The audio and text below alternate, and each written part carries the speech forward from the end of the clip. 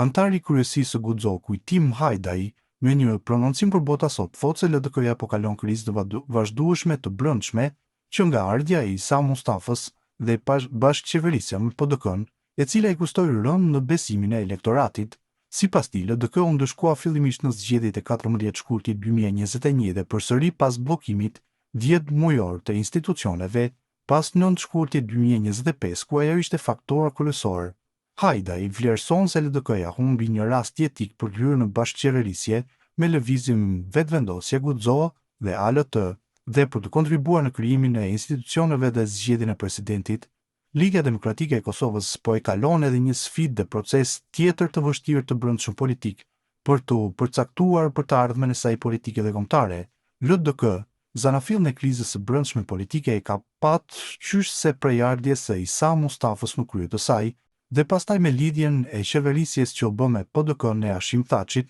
përkundër atëherë vullnetit të antarësisë të elektoratit të LDK-s, e që pastaj vijoi edhe me zgjedhjen e Hashim Thaçit për president, por pa u thelluar shumë në detajet e asaj bashkëqeverisje jo parimore LDK-PDK, ajo i pat kushtuar shumë LDK-s kur edhe u ndëshkua fort nga elektorati në zgjedhjet e 14 shkurtit 2021. Për mendimin tim, ndëshkimi i dytë i madh që në vijim i ndodhi LDK-s pa ndryshuar dhe mësuar asgjë nga gabimet politike dhe ndëshkimi që e posoi në zgjedhjet e 14 shkurtit 2021 në raport me politikat e PDK-s është periudha e pas 9 shkurtit të vitit të kaluar, e bllokimit 10 mujor, mos krijimit të institucioneve shtetërore të Kosovës, ku më e zëshme dhe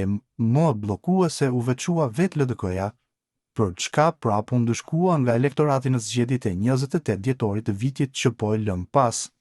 Ajo krizë bllokuese e krijuar nga LDK-ja ishte e pakuptueshme kur dihet se Liga Demokratike e Kosovës kishte rastin jetik që pas zgjedhjeve të 9 shkurtit 2025 të hynte në bashkëqeverisje me lëvizjen Vetëvendosje dhe Guxo për t'i ofruar Kosovës të gjitha mundësitë për të ecë përpara me krijimin e qeverisë së re dhe për të mundësuar me marrëveshje politike zgjedhjen e presidentit të Kosovës. Hajdai thekson se koalicioni i qeverisës do t'i sillte Kosovës stabilitet afatgjat dhe se LDK-ja duhet të t'i kërkojë fajet brenda vetes së saj. Sipas tij, do të ishte gabim fatal nëse LDK-ja nuk arrin marrëveshje me Albin Kurtin për të mbështetur Vjosa Osmanin për mandat të dytë si president. Ai vlerëson se LDK-s i duhet Kosovës dhe nuk duhet të rrafshuar politikisht, ndërsa koalicioni fitues, lëvizja Vetëvendosje, Guxo, ALT dhe PSHDK, nuk duhet të ushtrojë trysni ndaj zhvillimeve të brendshme të saj. Hajdai përfundon se përgjegjësia e qeverisë është të vazhdojë sukseset dhe të krijojë kushte për zgjedhjen e Vjosa Osmanit në interes të Kosovës. Populli jon kishte nevojë për atë bashkë koalicion qeverisës sepse i ofronte Kosovës stabilitet afatgjat në fushën politike të sigurisë ekonomike dhe të mirëqenies qytetare. Prandaj unë mendoj se LDK-ja duhet të kërkojë fajtor tjetër krah përveç brenda gabimeve të saj udhëheqëse në partinë, ka thënë ndër të tjera ai.